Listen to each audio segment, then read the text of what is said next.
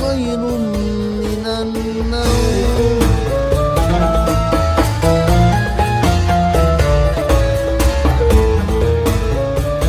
Assalamualaikum warahmatullahi wabarakatuh. Bismillahirrahmanirrahim. Poin pertama yang ingin saya sampaikan sebagai PR saya kemarin, yaitu tentang pentingnya kita terus meningkatkan rasa syukur kita atas nikmat kemerdekaan yang Allah berikan kepada kita. Salah satu cara mensyukurinya adalah dengan terus meningkatkan, menguatkan, mengokohkan rasa cinta tanah air kita kepada negara dan bangsa Indonesia ini. Karena ini tidak hanya ajaran dari Pancasila. Ini bukan hanya perintah dari undang-undang, bukan. Tetapi ini juga bagian dari ajaran agama dan sunnah baginda Nabi Muhammad sallallahu alaihi wasallam. Jadi sunnah baginda Rasul itu menurut para ulama, terutama para ulama ahli hadis dan ulama usul fikih, kalau ulama ahli hadis bahkan lebih luas lagi. Karena tidak hanya mencakup tiga, tidak hanya mencakup sunnah fi'liyah yang beliau kerjakan, sunnah qauliyah yang beliau sabdakan, kemudian sunnah takririyah yang beliau benarkan dari perkataan atau perbuatan sahabat. Kalau menurut ulama ahli hadis tidak hanya itu, tetapi termasuk sejarah kehidupan baginda Rasul, kemudian juga ciri fisik dan karakter kepribadian Rasul, kemudian himmah atau rencana baginda Rasul, semuanya adalah sunnah. Tapi kalau yang berkaitan dengan hukum, menurut ulama-ulama usul fikih, tiga itu, yaitu sunnah fi'liyah, qauliyah, dan takririyah. Nah, ada beberapa landasan dalam ajaran agama tentang pentingnya dan anjuran kita untuk memiliki rasa cinta tanah air. Sebab ini pengaruhnya sangat besar sekali. Nah, dewasa ini ada upaya-upaya untuk membuat kita tidak memiliki rasa cinta tanah air itu. Pokoknya cinta agama saja. Padahal antara agama dengan negara atau bangsa itu tidak bisa dipisahkan.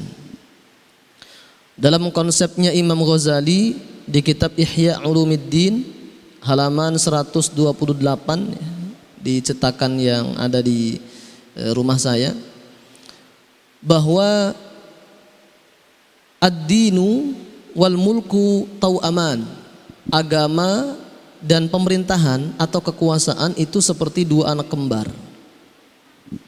Fad-dinu aslun, agama itu adalah pondasi. Wal mulku harisun, sementara kekuasaan pemerintahan itu adalah haris. Haris itu sang penjaga yang menjaga. Fama la asla lahu famahdumun, sesuatu yang tidak memiliki pondasi yang kuat. Kalau kita tidak punya keyakinan yang kuat dalam hati kita, famahdumun, maka dia akan gampang hancur dan binasa, gampang terombang-ambing. Jadi negara kalau tidak dilandasi dengan agama, dengan landasan agama, maka negara itu akan gampang sekali goyah. Sebaliknya, wa ma la harisa lahu fadai'un, segala sesuatu yang tidak ada penjaganya, maka dia akan tersia-sia. Dia tidak akan bisa nyaman. Nah, maka kita alhamdulillah bisa hidup nyaman karena banyak penjaga di sekitar kita. Jadi jangan sepelekan peran wakar, security, satpam, polisi, TNI dan seterusnya itu luar biasa perannya. Makanya baginda Rasul banyak menyampaikan, ada di antara mata-mata umat Islam yang tidak akan tersentuh oleh api neraka. Di antaranya yang beliau sebutkan siapa? Yang pertama yaitu orang yang menjaga daerahnya dari musuh. Jadi orang yang lainnya pada tidur terlelap, kita enak mimpi. Nah dia tidak tidur. Tujuannya apa? Untuk menjaga keamanan dan kenyamanan orang. Itu mata termasuk yang tidak tersentuh oleh api neraka. Karena perannya sangat besar. Bisa membuat kita ibadah dengan tenang, tahajud dengan nyaman, tidur istirahat untuk persiapan sholat subuh dengan nyenyak. Nah, itu termasuk peran yang luar biasa. Yang kedua kata baginda Rasul, yaitu mata yang dia menangis ketika dia sedang bermunajat kepada Allah Subhanahu wa taala. Nah, ini kita termasuk yang agak susah ini. Kalau kita berdoa kepada Allah, terutama kalau kita sendirian pas tengah malam, coba diusahakan menangis, meminta ampun kepada Allah Subhanahu wa taala. Kalau belum bisa, coba lagi besoknya. Belum bisa, coba lagi. Kalau belum bisa juga, setelah beberapa kali percobaan, maka terus introspeksi. Jangan-jangan di hati kita banyak penyakit-penyakit hati. Jangan-jangan di perut kita banyak makanan-makanan haram dan syubhat. Karena para ulama mereka gampang sekali menangis itu. Mengingat nama Allah, menangis. Ketika mendengar nama Allah disebut, menangis. Nah kita doa sendiri itu susah menangis. Ya kecuali kalau pas lagi kepepet ke belit hutang atau sakit, itu gampang sekali menangis.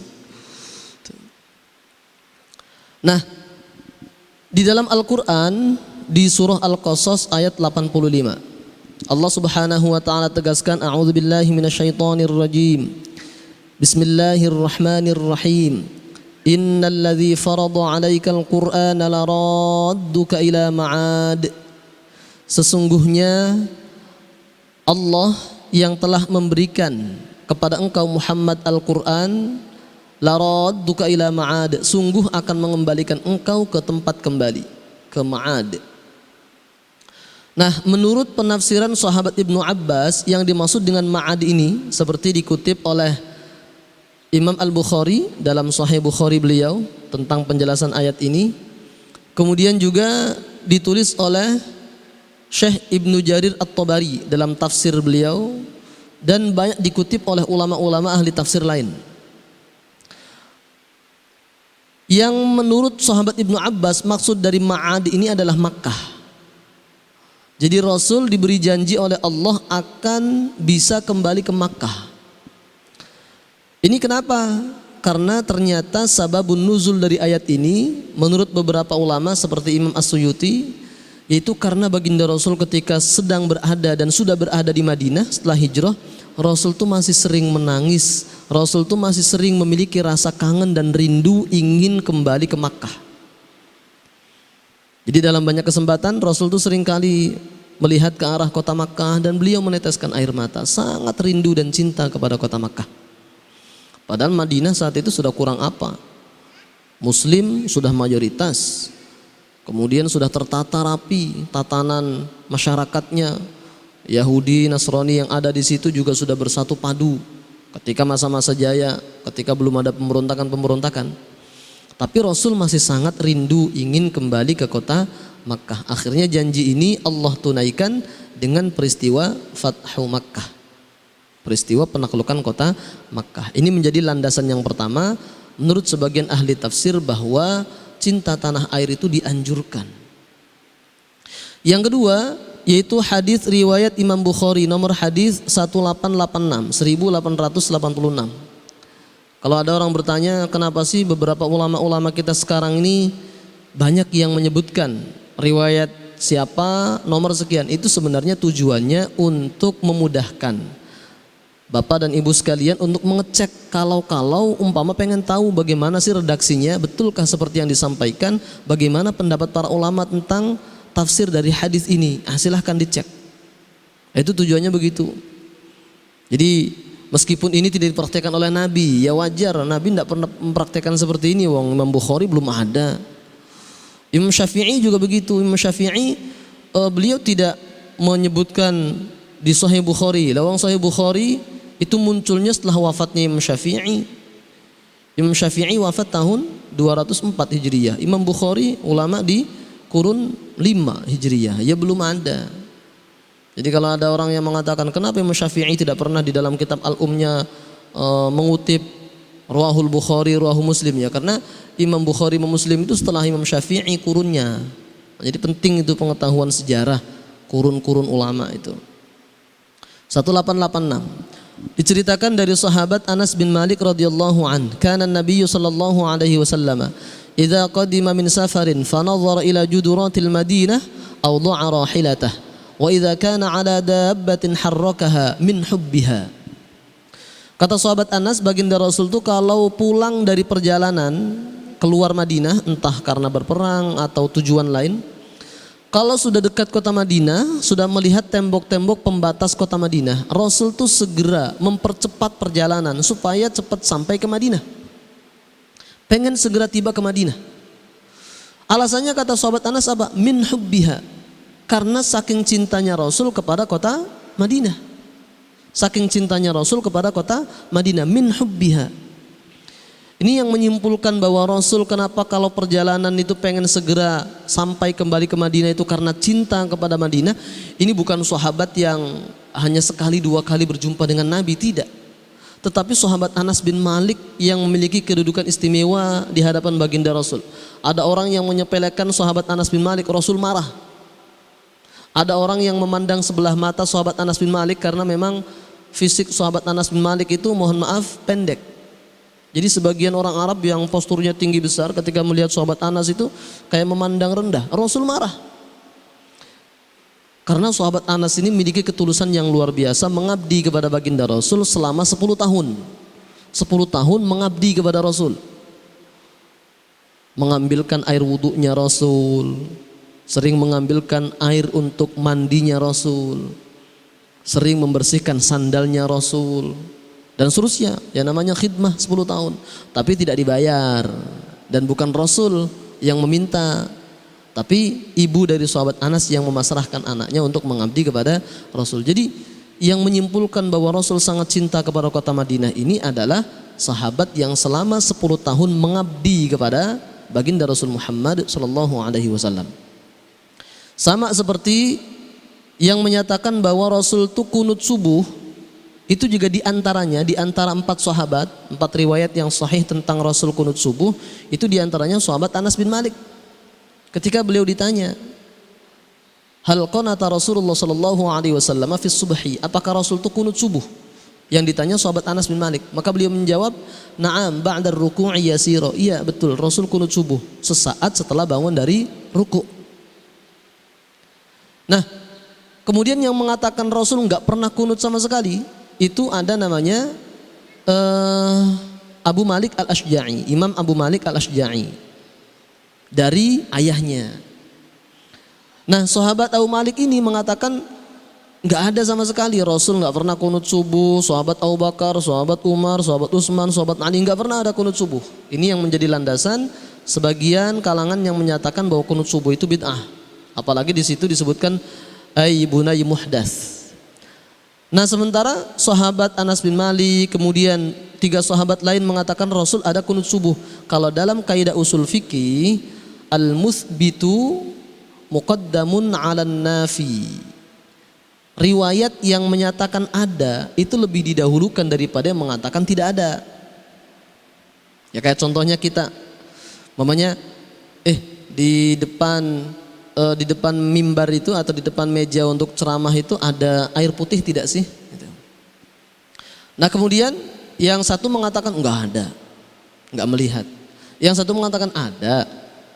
Kemudian kenyataannya umpamanya ada. Ya tentu yang menyatakan ada karena melihat kenyataan memang ada, apalagi tidak hanya sahabat yang hanya ketemu 1 hari 2 hari dengan Rasul, tapi 10 tahun bersama Rasul. Maka tentu itu yang lebih didahulukan. Itulah yang menjadi alasan ulama-ulama Syafi'iyah menyatakan bahwa kunut subuh ada. Tapi kalau yang tidak kunut, ya ada dalilnya. Yang kunut subuh juga ada dalilnya. Yang salah itu adalah kalau menafikan, sama sekali nggak ada dalil tuh kunut subuh. Nah, itu yang tidak tepat. Maka kalau umpama imamnya tidak kunut, ikuti tidak kunut. Jangan maksa. Imam ini tidak kunut, saya harus kunut sendirian, batal sholatnya. Sebaliknya, imamnya kunut, maka makmumnya kalaupun tidak kunut, ya jangan duluan sujud. Tapi sebaiknya ikut kunut, wong ada sunnahnya kok. Itulah cara pemahaman kita mengenai hadis-hadis yang ada. Nah, sekelas Imam Ahmad bin Hanbal yang biasanya tidak kunut saja, tapi kalau beliau bermakmum kepada imam yang kunut, beliau kunut kok. Yang hafal jutaan hadis kunut ketika imamnya kunut.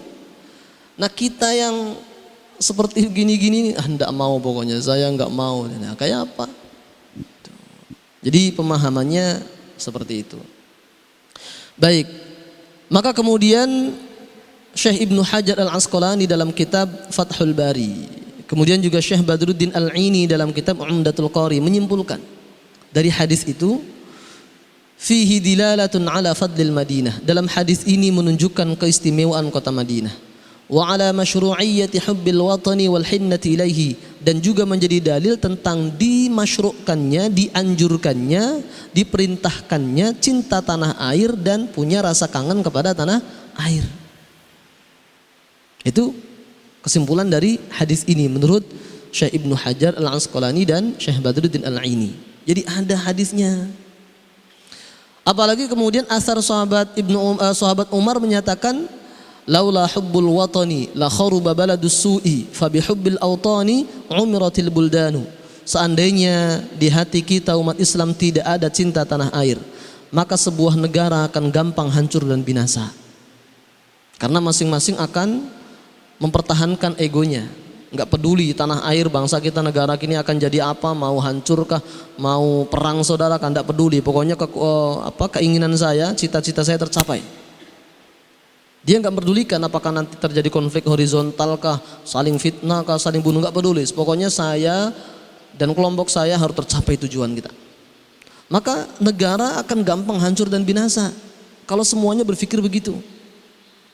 Fabihubbil awtani umiratil buldanu. Maka kata sahabat Umar, karena dengan cinta tanah air itulah setiap orang lebih mendahulukan kepentingan yang lebih besar, kepentingan bangsa dan negaranya, maka sebuah bangsa dan negara akan menjadi maju dan berjaya. Jadi yang kepentingan-kepentingan kecil, kelompok-kelompok kita saja ketika berhadapan dengan kepentingan dan kemaslahatan yang lebih besar harus dikalahkan.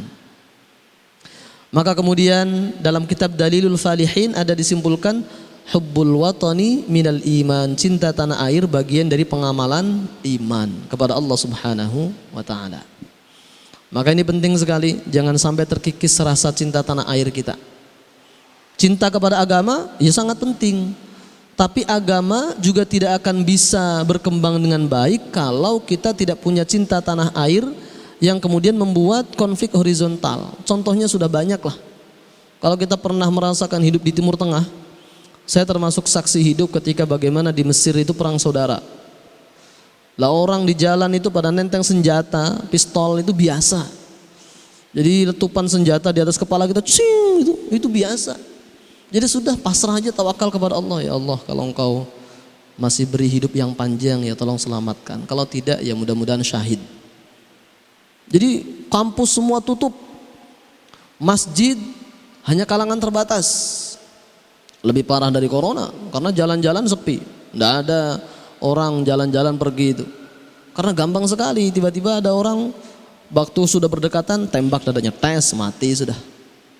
Lagi demo di tengah-tengah jalan, tank datang, yang demo tidak mau minggir, yang punya tank ini nggak mau berhenti juga, dilindesi itu orang itu hidup-hidup. Pagi-pagi saya kemudian mau talaki, melewati jalan itu masih banyak mayat bergelimpangan. Akhirnya talakinya nggak jadi karena dievakuasi dan suruh balik lagi bis itu. Nah, jadi ini seharusnya menjadi pelajaran bagi kita semuanya untuk terus meningkatkan rasa cinta tanah air kita dan menjaga keutuhan bangsa dan negara kita. Mudah-mudahan negara dan bangsa kita menjadi negara yang baldatun thayyibah wa rabbun ghafur, amin ya rabbal alamin. Lanjutan hadis yang ke-23 dalam kitab Riyadhus Shalihin.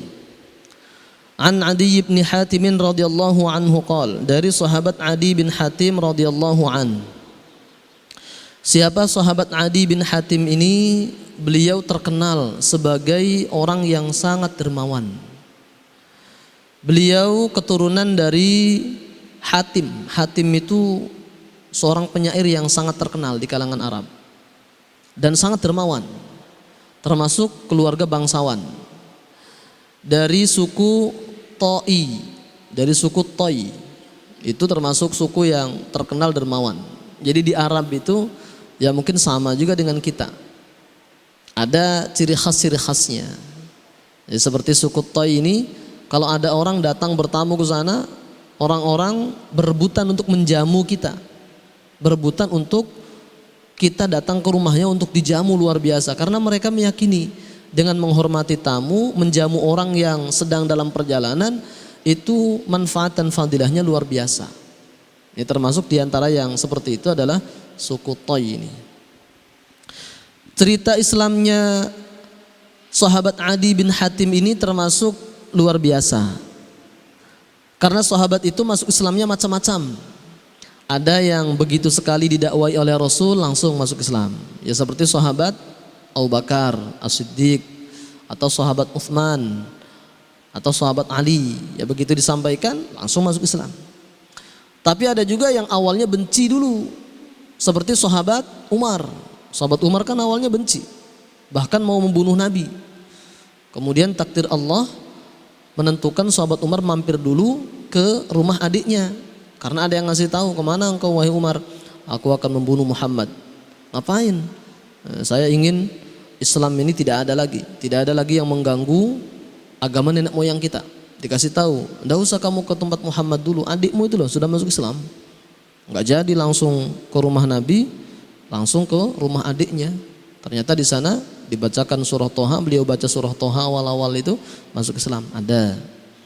Nah termasuk sahabat Adi bin Hatim, beliau masuk Islamnya ini setelah awalnya memusuhi Rasul selama kurang lebih 20 tahun, memusuhi Nabi, memusuhi dulu.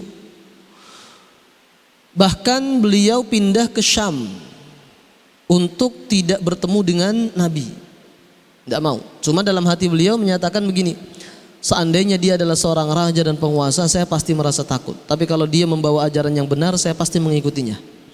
Akhirnya datang langsung kepada baginda Rasul setelah penasaran yang luar biasa, ingin buktikan. Nah, ketika datang di Masjid Nabawi, ketika Rasul sedang berkumpul dengan para sahabat, Rasul bertanya identitasnya. Kemudian dijawab, saya adalah Adi bin Hatim dari suku Toi. Langsung Rasul mengajak ke rumah beliau. Di tengah perjalanan dari Masjid Nabawi ke rumah yang hanya beberapa jengkal saja, ada seorang perempuan tua meminta kepada Rasul, wahai Rasulullah, berhentilah sebentar. Saya punya kebutuhan ini, saya tidak bisa makan dan seterusnya. Langsung oleh Rasul dikasih. Maka Imam Adi bin Hatim, wah ini yang model seperti ini pasti bukan raja. Kalau raja kebanyakan dia pakai protokol, banyak pengawal pribadinya. Ini nggak ada pengawalnya. Perempuan tua kok bisa-bisanya menghentikan dan langsung dikasih hajat-hajatnya itu. Oh ya sudah dikasih. Baru kemudian ketika sampai di rumah, rumahnya juga Rasul tuh pendek, rumahnya itu nggak tinggi. Jadi kata beberapa sahabat, seandainya tangan kita ini digapaikan ke rumah Nabi itu sampai ke atapnya itu, sampai. Jadi nggak seperti rumah kita yang 4 meter, 5 meter ke atas ini. Pendek, digapai tangan itu sampai. Ini nggak mungkin kalau raja seperti ini. Wah, ini orang sederhana ini. Nah, baru kemudian terakhir di situ Imam Adi bin Hatim, sahabat Adi bin Hatim awalnya menyangka Rasul ini akan kasih banyak hadiah kepada beliau karena beliau ini kan termasuk keturunan bangsawan dan menganggap Rasul ini adalah penguasa. Ternyata nggak dikasih apa-apa. Oh, berarti ini bukan karena kekayaan, bukan karena rakus harta atau uang, bukan. Tapi ini memang betul-betul ajaran yang mulia dari Allah Subhanahu wa taala, langsung masuk Islam. Itu Imam Adi bin Hatim. Jadi ada banyak sahabat yang masuk Islamnya itu melalui proses pembuktian. Nah, seperti Imam Adi bin Hatim.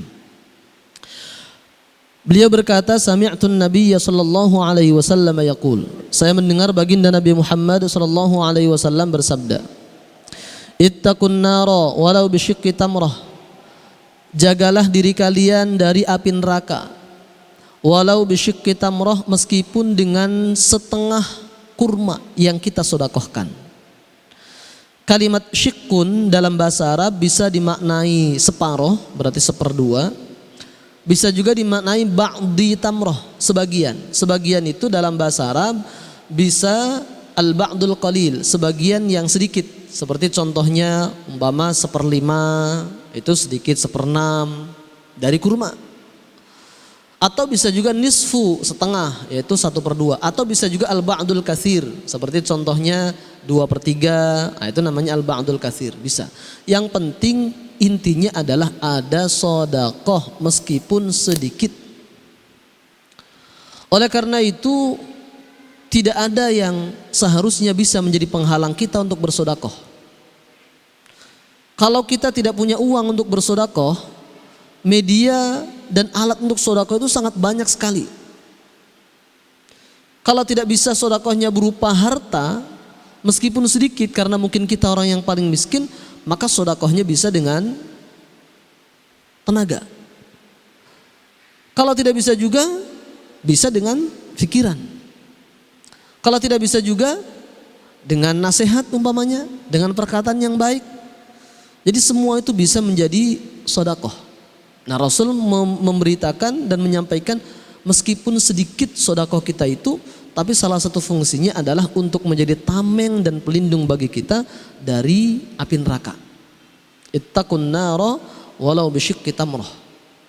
Jadi ini harus betul-betul kita tanamkan dalam hati. Jadi mungkin dalam hati kita, aduh saya mau sedekah ke tetangga, tapi hanya 1 potong ayam saja. Nah 1 potong ayam itu masih lebih banyak daripada setengah kurma. Ini yang kita ingat-ingat. Tidak melihat sedikit banyaknya, tapi yang dilihat adalah ketulusan hati kita. Ketulusan hati kita. Maka sekali lagi tidak ada alasan bagi kita untuk tidak bersedekah setiap hari. Terutama ke tetangga kita. Ada kemudian yang menyatakan, kan di hadis Nabi juga ada, bahwa makanan yang kita kasihkan ke istri kita, ke anak-anak kita itu juga jadi sedekah. Iya betul. Tetapi kalau itu kan termasuk yang wajib. Ini kita lengkapi dengan yang sunnah, seperti ke tetangga-tetangga, ke handai tolan.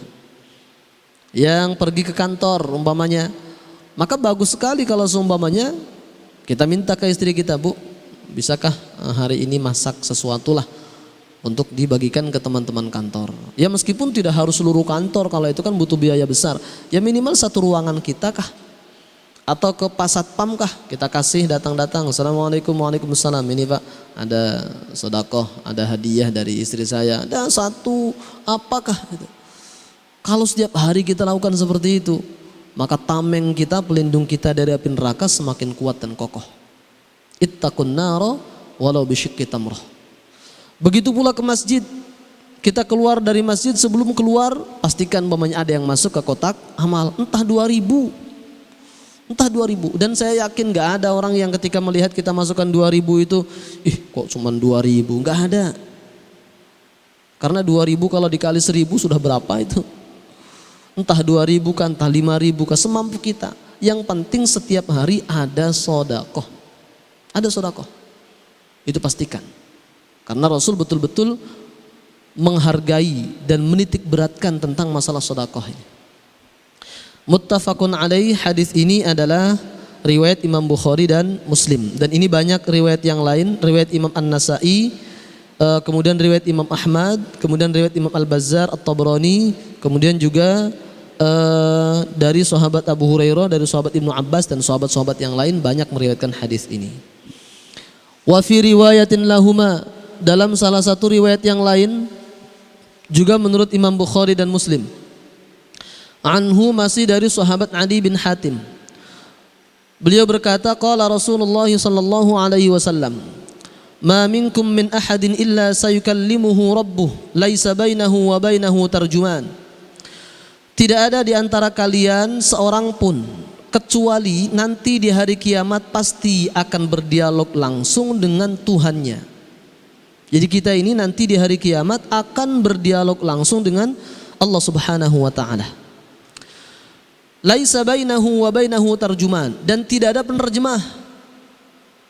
Tidak ada rasul yang mendampingi kita. Maksudnya rasul kemudian menerjemahkan, tidak. Malaikat tidak juga. Kita langsung. Terus dengan bahasa apa? Ada orang bertanya kritis, terus bahasa yang dipakai bahasa apa?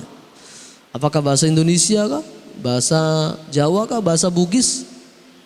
Nah, dalam tafsiran di dalam kitab Dalilul Falihin sesuai dengan akidah Ahlussunnah wal Jamaah, bil kalamin nafsiyil qaimi bidzatihi azza wa jalla wa yusmi'uhu kama yuridullahu kama sami'ahu al-kalim, yaitu dengan al-kalamun nafsi, dengan kalam yang berupa kalam nafsi. Kalam nafsi itu kalam dari hati ke hati.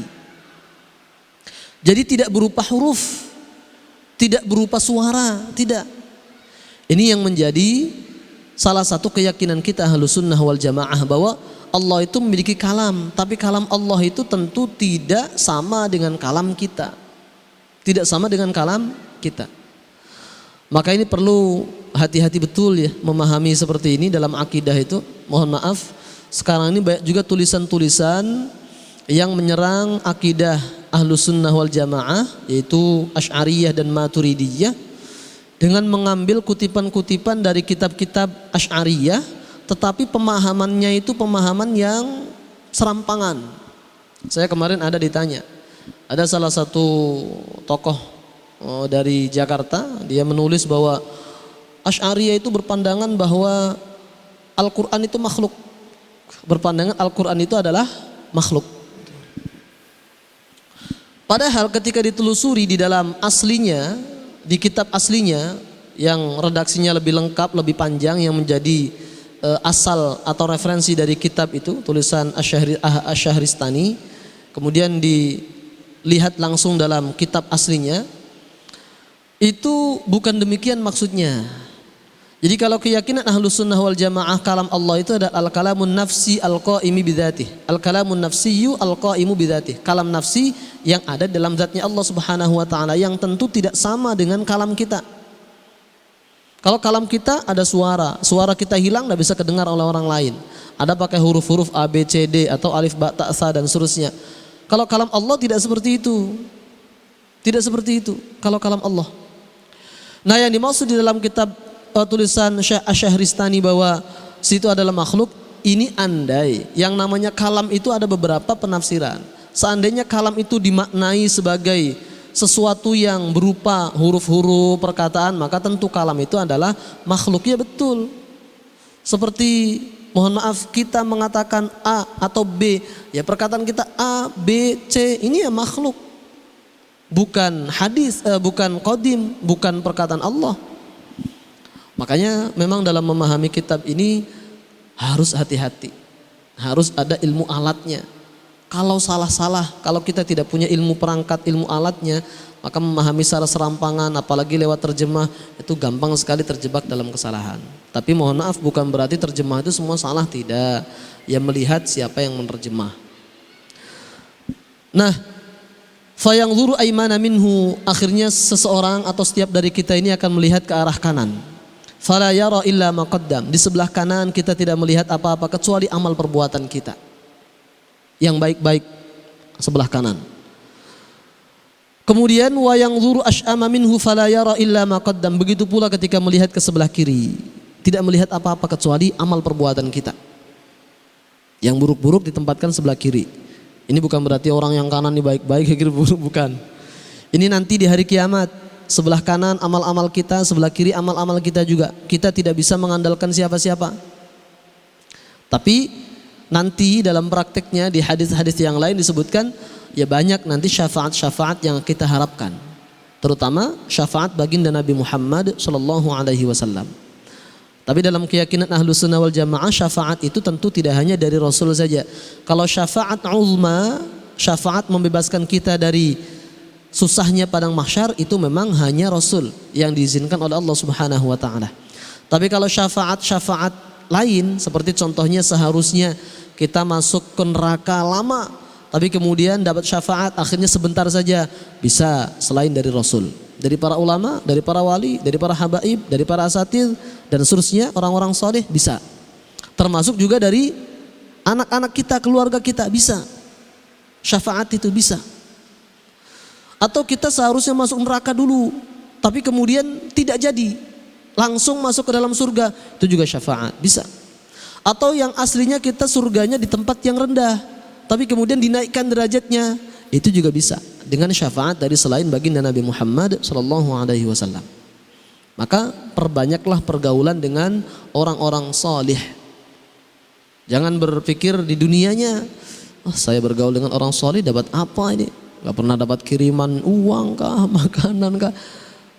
Ya maka yang kita pikirkan di akhirat nanti. Kalau banyak orang soleh kenal dengan kita, mengenal baik kita, mengenang kita sebagai orang yang suka bersodakoh, mengenang kita orang yang perkataannya baik, maka ini orang ini yang dulu sering ikut majelis saya ini, dia orang yang sangat baik, maka bisa kemudian dinaikkan, bisa orang-orang yang soleh.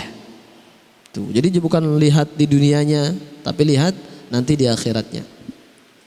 Wa yanzuru baina yadayhi fala yara illa an-nara tilqa'a wajhihi. Dan dia melihat bagian depan, ke depan. Dia tidak melihat kecuali ada neraka di hadapannya. Di neraka. Ada neraka di hadapannya. Maka kata baginda Rasul, fattaqun nara walau bisyikki tamratin. Maka lindungilah diri kalian dari api neraka meskipun dengan sedikit kurma, meskipun dengan separuh kurma. Jadi kurma satu itu separuhnya kita sedekahkan. Kalau semua kita punyanya hanya itu, kita hanya punya satu kurma, sebelah kita ada orang bagi dua. Jadi kasusnya seperti itu. Bukan kasusnya kita punya kurma 100 box kemudian dikasih satu biji saja lah ke tetangga. Ya bukan, jadi kasih satu box kah, 2 box kah. Faman lam yajid fabi kalimatin thayyibah. Dan kata baginda Rasul, kalau tidak menemukan sesuatu yang bisa kita sedekahkan berupa makanan atau berupa apa saja, berupa harta, tidak ada, maka minimal fabi kalimatin thayyibah, maka dengan kalimat-kalimat yang baik, perkataan yang baik. Perkataan yang baik ini umum, bisa berupa nasihat ilmu. Kalau ada orang yang melakukan kesalahan, maka kita tegur, kita nasihati, itu juga bisa menjadi sedekah. Atau tidak ada apa-apa, tidak ada kasus, tapi ada orang bertanya kepada kita, gimana kabarnya? Alhamdulillah, saya baik sekali. Sambil senyum dengan perkataan yang tulus ikhlas, itu sedekah. Jangan disepelekan. Jadi jangan, gimana Pak kabarnya? Alah, basa-basi aja kamu itu. Enggak, ini bisa menjadi sedekah. Terutama dengan keluarga kita yang setiap hari kita berjumpa. Maka ketika istri bertanya, jawablah dengan baik. Anak bertanya, jangan sepelekan, jangan mentang-mentang kita orang tua. Anak tuh pokoknya harus diam saja kalau di hadapan orang tua, enggak boleh nanya macam-macam. Enggak. Ya ketika anak bertanya, Pak, kenapa sih begini, kenapa sih begitu? Ya jawab dengan baik, itu juga bisa menjadi sedekah. Apalagi sesama jamaah masjid.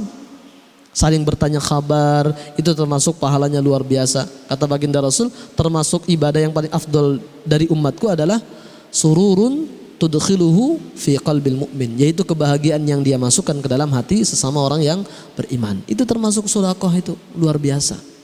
Maka mari perbanyak hidup kita dengan sedekah, tidak hanya berupa makanan, tapi bisa dengan ilmu-ilmu, dengan nasihat, dengan perkataan yang baik, termasuk ucapan salam, termasuk doa ketika ada orang yang bersin, dia membaca alhamdulillah, kemudian kita menjawab yarhamukallah dan seterusnya. Itu semuanya bisa menjadi sedekah. Mudah-mudahan Allah Subhanahu wa taala jadikan kita semuanya sebagai hamba-hamba yang salih dan salihah. Amin ya rabbal alamin. Al-Fatihah. A'udzubillahi minasyaitonir rajim. Bismillahirrahmanirrahim. Alhamdulillahi rabbil alamin arrahmanir rahim maliki yaumiddin iyyaka na'budu wa iyyaka nasta'in ihdinas siratal mustaqim siratal ladzina an'amta 'alaihim ghairil maghdubi 'alaihim waladdallin amin. Amin ya Allah ya rabbal alamin. Bismillahirrahmanir rahim. Alhamdulillahi rabbil alamin. Allahumma shalli 'ala sayyidina Muhammadin wa 'ala alihi wa sahbihi ajma'in. Allahumma anfa'na bima 'allamtana wa 'allimna ma yanfa'una. Allahumma arzuqna fahman nabiyyin wa hifdhal mursalin wa ilhamal malaikatil المقربين. اللهم إنا نعوذ بك من جهد البلاء ودرك الشقاء وسوء القضاء وشماتة الأعداء. ربنا آتنا في الدنيا حسنة وفي الآخرة حسنة وقنا عذاب النار. وصلى الله على سيدنا محمد وعلى آله وصحبه وسلم. سبحان ربك رب العزة عما يصفون وسلام على المرسلين والحمد لله رب العالمين. تقبل الله منكم إنا ومنكم تقبل يا كريم. اهدنا الصراط المستقيم اللهم وفقنا لأقوم الطريق. ثم السلام عليكم ورحمة الله وبركاته.